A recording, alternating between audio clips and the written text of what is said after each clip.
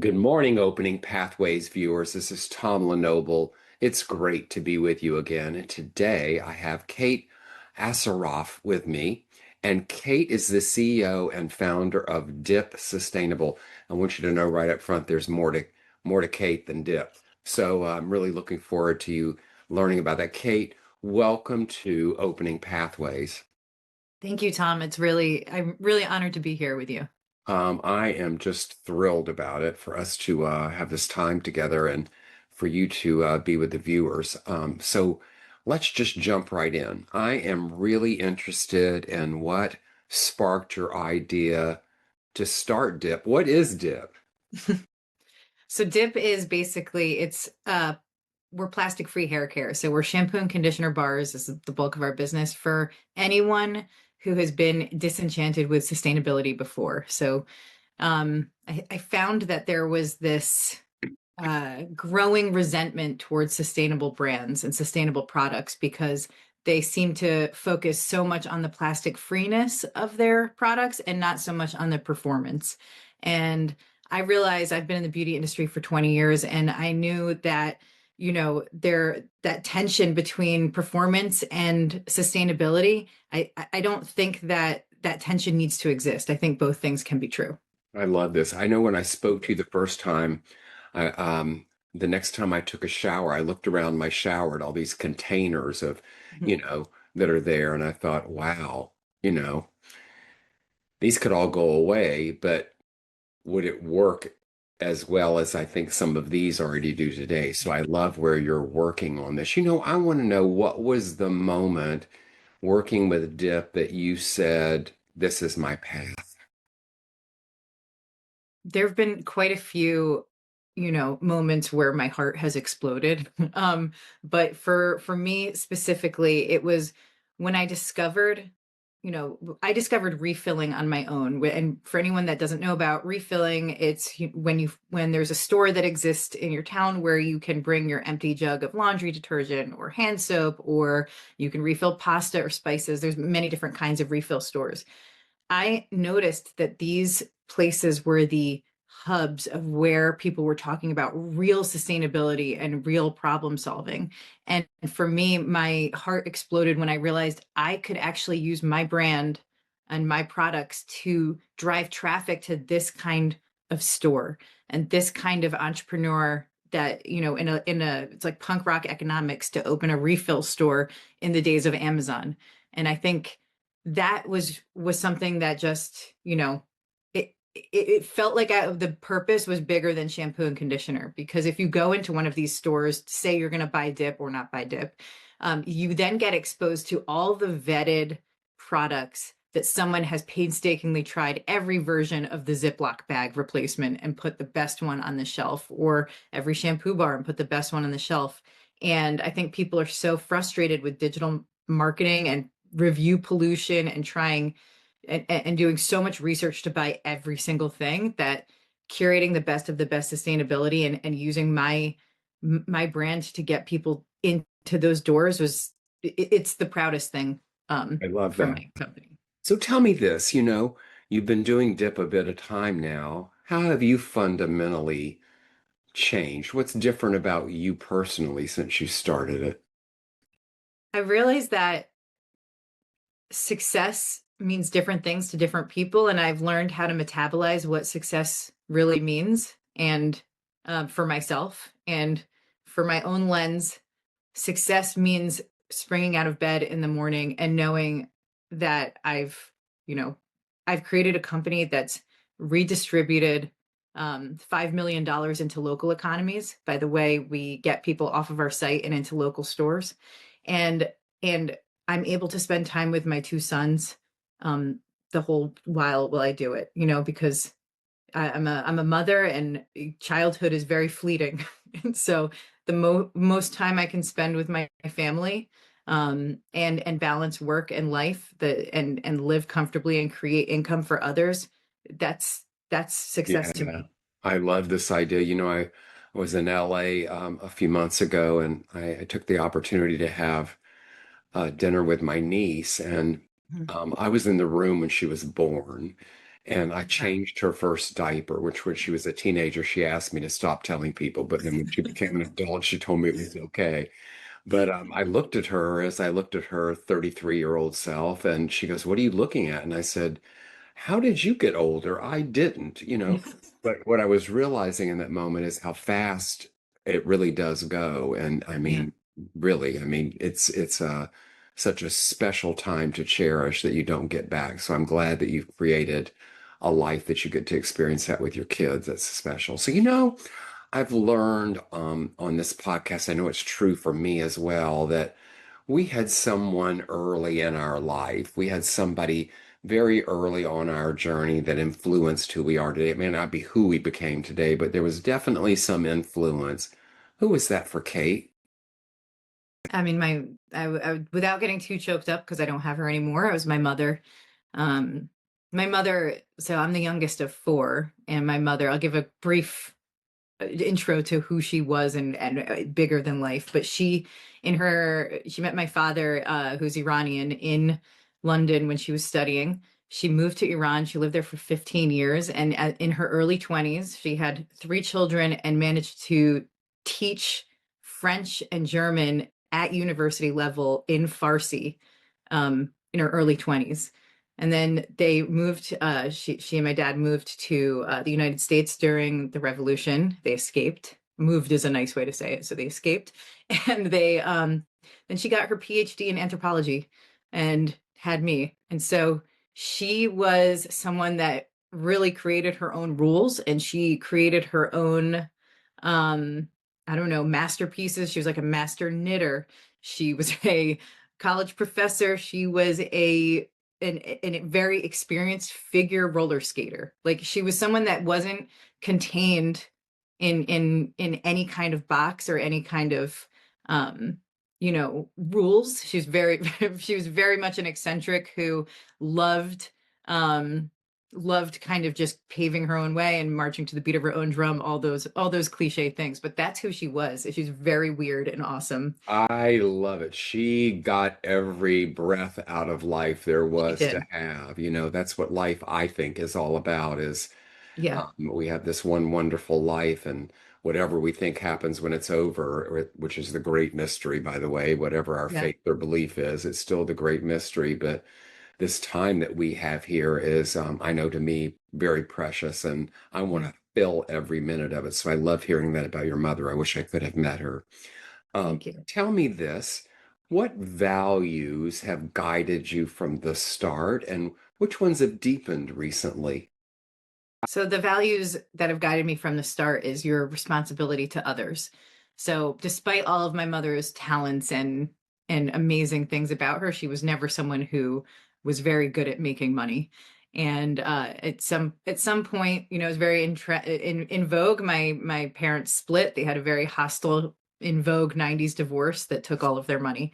And my mother and I, we were now it's trendy to say unhoused, living in her car. And we eventually moved into a like little bungalow residence in a wealthy town. So it was very obvious that we were the poorest people in that town. That was funded by a church, and the rent was very low. But part of being there was that we had to um, we had to sort out clothes and housewares. That, when people donate them into those bins, we were sorting them by size and by gender, and then we would give them to battered women and their children that would come into the center, and we would have to hand deliver them. It wasn't like a passive thing, like, oh, I think there's something very, very important to realize that you're already poor and someone else has a different situation that can be worse than yours. And so from when I was 8 till I was 14, that was part of my living arrangement, was that we depended on the kindness of others to subsidize where we lived. And we in turn had to pay it forward to women who were in a very, very hostile situation. So that realization that we are individuals, and and individualism is important, like that very Randian view of who you are and what you what you can accomplish, and the spirit of the individual it needs to be tethered to a greater good, and it needs to be um you can't success doesn't feel good unless you can spread it in ways that make your I want to I don't want to say heart sing twice in one podcast, but that really is the whole point. Is the point of success is to lift the people around you, Mhm. and that is so important to me. Thank you. So, viewers, you know by now that a lot of what I do and what I work with people is about risk, resilience, and reinvention. And today, you're hearing a story of risk, resilience, and reinvention with Kate. Kate, let's talk about risk for a moment. I'm interested to know. I'd like to know how your kind of relationship with risk has changed as your responsibility has grown. Well, I'm the youngest of four, so I think birth order factors in a lot. Um, and so I will take the risks.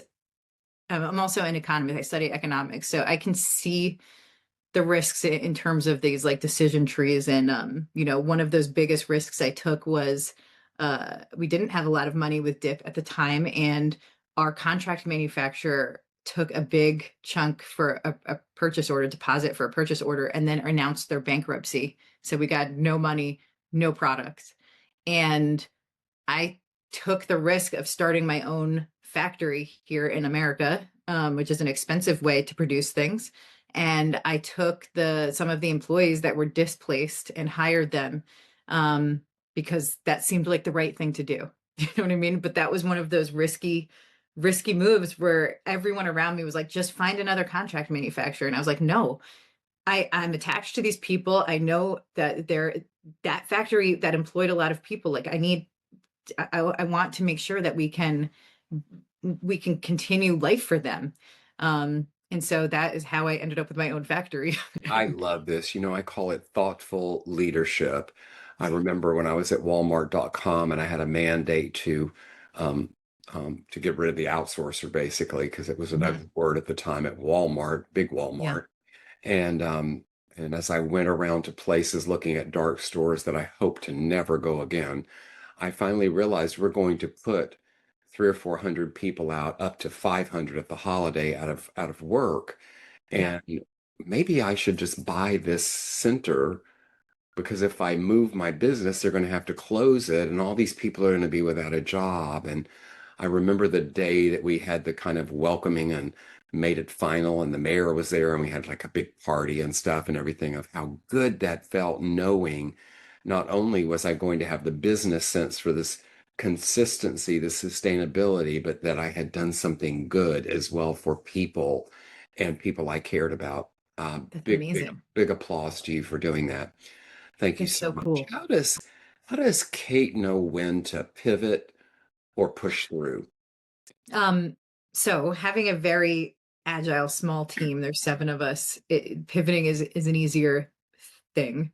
Uh, I'm constantly watching and mapping and watching consumer sentiment and really seeing I guess it's called social listening. If I was going to put it, I pay attention a lot to what's going on and how things are moving. Like, for example, we had a kind of risky ad campaign that we really wanted to run, and we filmed it, and we discovered it was at the same time as a the Sydney Sweeney American Eagles jeans thing was happening, and we decided, hey, we're just not going to run this because um, it's not worth the amount we invested in making this campaign wasn't worth the potential backlash later. So that was a pivot we had to make. And that was a little bit of a heartbreaker because we thought it was fun and light, and then we realized like consumers are not feeling fun and light right now. It's not what they're feeling. The economic stressors on people are bringing, they're surfacing tensions that are very real, as we see like the K-shaped economy is getting sharper and sharper. And so we took a step back, and pivoting just means realizing you were wrong. And so I'm okay with doing that. I like that. I like that. Tell me this. What moment did you have that tested your integrity more than your competence? Ooh, that's a really good question. Something that tested my integrity more than my competence. So I invested in a certification. There was a lot of buzz around certifications probably a year into DIP, and I invested in this certification that was supposed to be tethered to an ingredient index. So I invested or signed a contract for $50,000 to have um, this index for each ingredient. So it would tell consumers like potential allergen risks, like any kind of anything that might be questionable about an ingredient. And that was something that my integrity told me like this is what I need to do. And so pretty much it was a lot of work to get this certification. I had to prove and give all the unheard of things in beauty where you have to give all your percentages and hand over like really all of your formulas for scrutiny. And we got the certification that we were approved.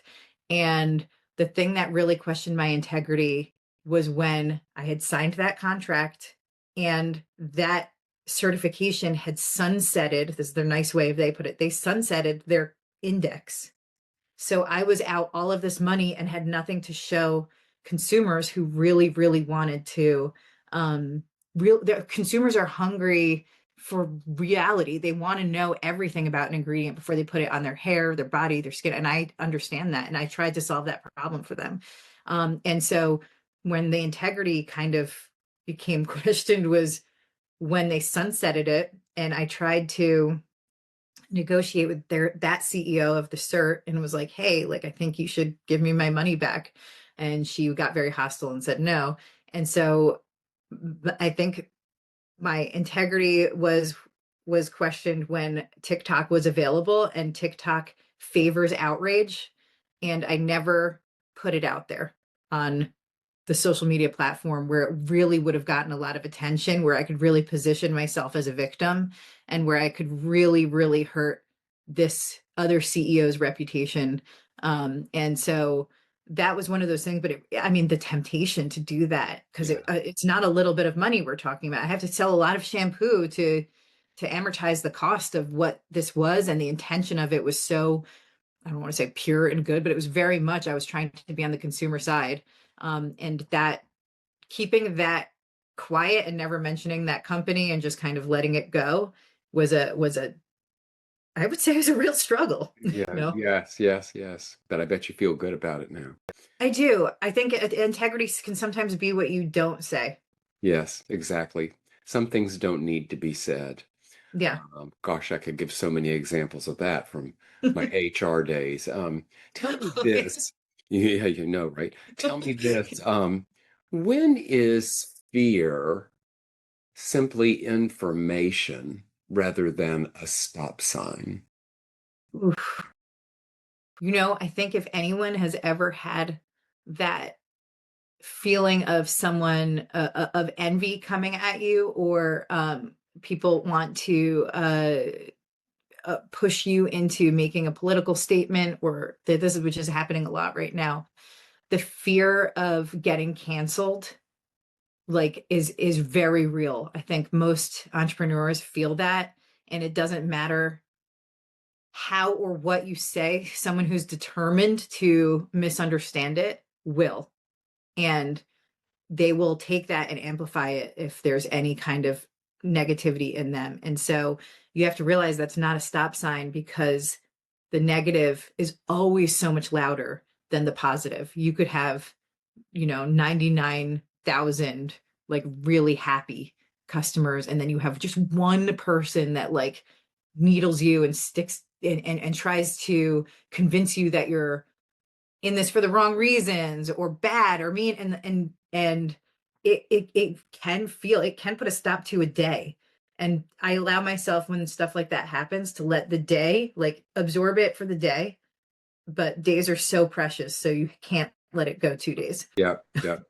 Have to keep moving, right? Have You to have keep to keep moving. moving, and you have to realize that sometimes when you're doing something, and so we try and do a lot of good as a company, but when someone's determined to interpret that as oh, it's performative, or oh, it's, this is like, it's, they're just doing this for, show, and they're determined to misinterpret it. It's more a mirror of them and how they don't understand generosity. They don't understand the roots that that that are beneath any entrepreneur's surface that makes them want to use their company for good. Like, I know as a company I can make such a much bigger impact for different organizations and nonprofits than I can as an individual collecting a salary. And I recognize that as like a great power and a great responsibility for paying things forward. I think it all comes out in the end somehow, though. But I think it does too. I think it all comes out in the end. But I couldn't agree with you more of sometimes just can I learn something from it, but then Mhm. setting it aside and letting it go and keep moving. I mean, as an author, like it's people, people don't realize the amount of work it takes to, first of all, extract your insides and put them onto on blank pages. Like, that is a huge deal. Yeah. And for, someone there, you could have a million great reviews and then you have just one that's like, Oh, this is it's such soul a crushing. perfect example. This happened to me. I know. I have all these 5-star reviews, and then one shows up for 3 stars. And I don't think it was the 3-star review that got me because I had to search like, Tom, look, this is reality. Not everybody's going to like your story. Yeah. It was that everybody else left why they liked it or what they didn't like. Mhm. This was just the 3-star with nothing. No name, no who are you, Yeah. no reasoning, nothing. And it just felt like, wow, you could have given me a little bit more to chew on. And then I had to realize, I have a marketing person I love so much, and when I told her about launching the book, I said, I'm probably going to lose some followers, and not everybody's going to like this, what I'm telling. And she looked at me and said, they aren't your people. So whenever that Yeah. happens to me, I just remember that they aren't my people, and I move on. I just keep going, keep Yeah. going, keep going. Too many other people are enjoying it. So Do here's my you, question. Go ahead. I was gonna say, do you give yourself that day to feel bad? I give Oh, a day to feel bad, and then I have yeah, to move I on. have to tell you that's changed for me after 2 life-threatening illnesses and six Mhm. months to live 3 times. I don't give it that much time. That's And great. I'm gonna take that. this takes, I admittedly take this took me some time, but when like if I get a lab test or a scan that's back or even that review, I look at the phone and I'm like, okay, Tom, you got 30 minutes. Complain, scream at God, cry, Yeah. stomp your feet, whatever it is, because it's something that happened. And to Mhm. me, living in the past is simply useless. I'm going to miss something right here, right now while I'm hanging out there. So unless I can learn something from it, it's done. It's sort of like, people, and I Yeah. get everybody responds differently, but something happens to us in life and we get so hung up in what happened Hmm. and hanging there as if there's going to be a do-over, or we're like the videos on our phone now that we press a button that says go back 10 seconds. Life Yeah. isn't like that. Let's, take a moment, feel it. What can I learn from it? And then move on because it's just so much a space to be in that you're going to miss, as I love to say, a butterfly fly by or whatever, Mhm. right? That's right here Yeah. right now. So tell me this, what impact are you most proud of? Not publicly, not professionally, but personally. I know. The thing I'm most proud of is that I hear through the grapevine how proud my sons are of the work that I'm doing. I love that. And that my sons do tell me that themselves intermittently, right? Or sporadically, right? But I hear it from their teachers, their friends' parents, even their like friends, they think it's so cool what we're doing. And I feel very, very proud of that. I feel because I'm so proud of my own parents Yeah. and everything that they did. It's a different kind of feeling when you hear that it's genuine, that they I genuinely love care. that. How old are your boys? They're 8 and 10. So precious. What a precious time, right? Yeah, And they it's great. love their mom so much. I know it already. So tell me this, what boundary has become essential to your own sustainability? Oh man. Mine is that that is back to what we were talking before. I have a human, amazing customer service person. And the boundary is that she is the wall between the negative and me.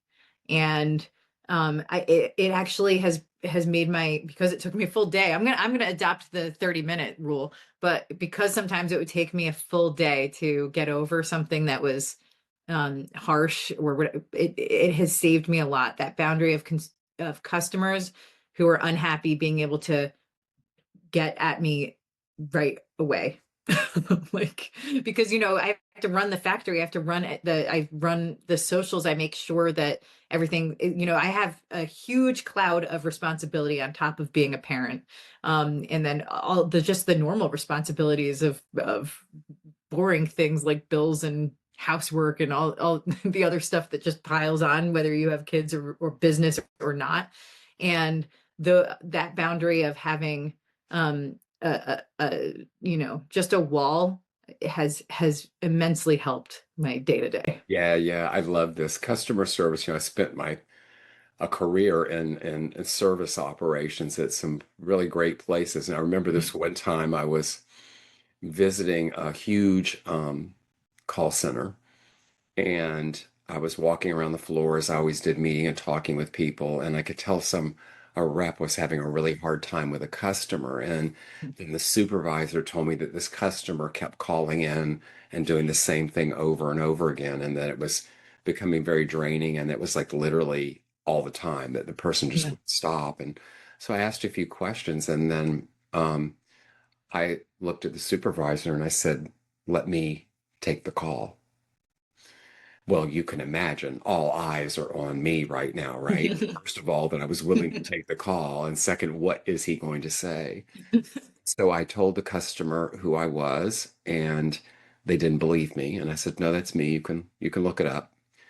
And I said, "Tell me in 2 sentences what we've done to make you so unhappy that you want to keep calling us to tell us about it, because we're either not hearing it or perhaps we can't make you happy." And I listened to this customer. We spoke for a few minutes, and then I said these words, which there was silence. You could hear a pin drop. I said, "You know what I think? I think we're not the company for you, Mhm. and you're not the customer for us." Yeah. Well, that ended it. Hmm. But it didn't end my involvement in what I did, because I then had to share why I did it and how it worked, because people were in horror that I would basically tell somebody, "We don't want you as a customer." Right. I did it in a gentle way. And I think, like any relationship, there's a customer relationship where there's still boundaries. There's still, and I agree. underneath it, if you get to the core of it, typically is we're just not a match. This happens to us in our life all the time, right? Yeah. It just simply isn't a match. And Hmm. let's draw the line, call it that. And I even gave this person a suggestion of who might be able to provide I what do that they're looking too. for. Yeah, Yeah. you know, Yeah. I want you to win. I want you to win. I want you to have what you need. And I think when we come from that place, especially when we're in the customer environment, we know we did the best we could do after really trying to help someone. I probably could write a book about some of the customers I've spoken to over there. Oh my God, they're flooding in my head right now. So some fun ones and some really scary ones. So tell me this. Um, how does Kate balance being a leader with being a learner? So being a leader is being a learner. I don't think you could do one without the other. Because a leader is something I think many times you fall into. Um, and like I didn't climb any ranks. I started a company, like bam, leader. Like I fell into it. And being a learner is for me, as the owner of this company, I hire people that are far better than me at what they're supposed to be doing. You can kind of see, I guess a good leader can see the what light shines from someone and put them in the right place and adjust them. I guess that's part of the learning. Like if you see someone who's amazing at customer service, right? Like she should be there, and she should be given the full reign of what that position entails, kind of like how the Ritz-Carlton treats their customers. But being a learner is something that you have to realize that education does not stop at any point in your life. And if you embrace education as part of your daily routine, and it could be by accident, it could be, like you learn things by accident, right? Um, that is that is kind of the way you have to wake up with every day, is realizing that education is part of your everyday life. Absolutely. Learning to me is such an opportunity. And I joke sometimes that on my last breath, I'm going to say, wait just a moment before I take it. I need to ask a question about this, you know? Mhm. And so it's kind of funny. So tell me this, what does renewal look like for you beyond the typical, I'm going to rest or take time off? What does renewal look like for you? Renewal for me is the seasons. Renewal is that kind of mortal feeling of knowing that, where I am, I'm in New Jersey. So the winter is that time to relax and slow down a little bit. The spring is kind of where you start to ramp up. It's and then summer is that time where you really, like, your bones and your blood, like, they want to do more. You know what I mean? So I have that kind of built into the company a little bit, with what our calendar looks like. And for me, renewal is, it comes with the seasons. And because I'm Persian, and Persian New Year um the first day of spring, it kind of built into the way I've lived my life since I was a little girl. I love it. I love it. I love this season idea because Mhm. I work with so many people that speak to me about feeling that either comes in lost, or I don't know where I'm going. I have no Mhm. direction. I don't know what's next. And I remind them that when you plant a seed in the ground, there are plenty of things happening. It's just not Yeah. visible to you yet. Or even in the winter, while it Mhm. appears everything is dead on the surface to you, what's going on underground is very much formulating what you're going to see soon. So, this period that we fall Yeah. into is, maybe look at it as an opportunity, because I think in this environment of fast-paced world that we live in, if something isn't happening, I know what happens to me. I think there's something wrong. I go, okay, what's happening? Yeah. I got a quiet 2 hours. It must be something as the sky's falling. And instead of realizing I just got a gift, go wash a load of clothes or something. You got a moment Yeah. to fill it with. So I I uh, don't think all the seasons have to be so busy. But like, kind of what you're saying is, when I was choosing a spouse, when I met Jonathan, I had thought that love meant either had to be lots of friction and fighting and that kind of passion. And Jonathan and I, we got along really well. And I remember at one point when we were dating, we had been dating for a little bit, we'd never really had a fight or any of, and we're like, is this what love is, or is this like not what love is? Because there's not a lot of right. tension. And What are you hiding from me? What are you hiding from me? you're What are like, you gonna do? like, thinking that fighting was the same as passion was something that I had to like unlearn. Yes, yeah. Well, we're taught that there's, people even say the best lovemaking happens after fighting. I'm not sure that's true. Not Although for there me. probably is maybe a little more passion in it at times, but I don't think it's necessarily true. I think there was somebody created that to make peace with the fact that they're fighting. Tell me this, Kate. I'm interested in this question as we're winding it down here today. What does legacy mean to you at this stage of your life? Oh man. Well, because I have children, I think that the legacy is I want to pass on to them this idea that you don't have to Shark Tankify a business. It doesn't have to be the biggest business on the planet to get noticed. And you don't have to have a lot of investors for it to be something that gives you purpose. But I want them to see, and I want other entrepreneurs to see, that it's okay to start as a company of one, and grow slowly and deliberately. And that the legacy I want to pass on is that it's important to redirect and take care of others around you. And in my case with Dip, it's absolutely getting people to shop in store. and to support the local economies that support the cool places that someone's decided to build a home.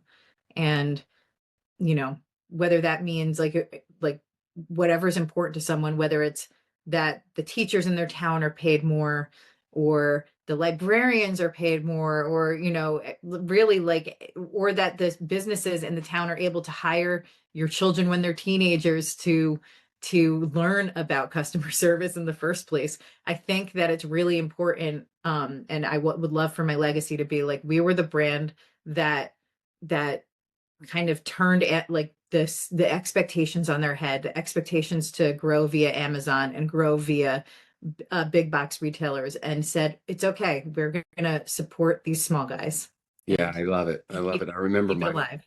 my first jobs as a teenager were so important Me too. in who I am today. And Mhm. I had this first job I had was at this place called Wacky Golf, and it was all these strange characters, like a mini golf place was all these strange like characters and not cartoons, but they were unique to the place. But every one of the little things had different color balls, and my job was to collect all these balls, sort them, and put them where they belonged. Um, and I got into all that. It was like, and I remember that served me later and just managing a call center, the calls coming in, of remembering sorting those balls in my little mind back then. And of course, I remember being really creative of thinking, which serves me well today, of, well, what happens if I just mix them up? And I Yeah. just want to watch what happens. Well, that probably wasn't the best thing to do, but I think what it taught me might have been. But not sure the people that owned the place would appreciate me having my little experiment, but I was experimenting. It taught me something. So we're Cool. about ready to wind down here. I have a question for you. If your much younger self were watching this podcast, what would you tell her? Oh man, I would tell her that saying yes to any adventure that comes your way is the right move. You know, I a lot of times when I did had crossroads, right? And I didn't know whether I should do something or not. Whether I did stand-up comedy in Manhattan in my early 20s.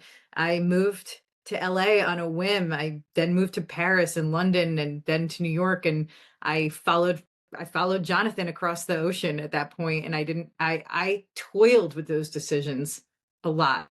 Even though I knew what I wanted to do, I toiled, and I was so scared of the change, and eventually I just pushed myself to do these huge changes left and right, and adventures. And I would tell my younger self that adventure is the whole point of life.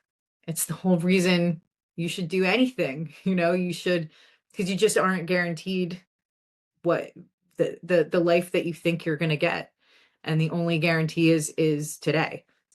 Absolutely. We woke up, some people didn't. Right. I think about that all the time. Yeah, it's really true.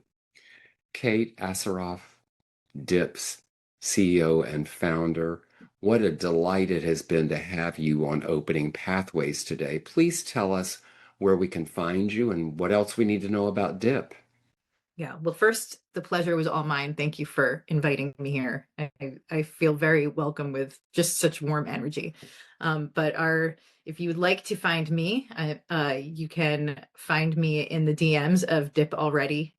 It's at Dip Already for Instagram and TikTok, and our website is at www.dipalready.com. And the thing I want someone to take is go and look at our store locator and see if there's a place that sells dip in your town, if you were curious. Love this. Love this. Thank you for being on Opening Pathways. Thank you for having me. And to my viewers, this is Tom Lenoble, and I'll see you next time.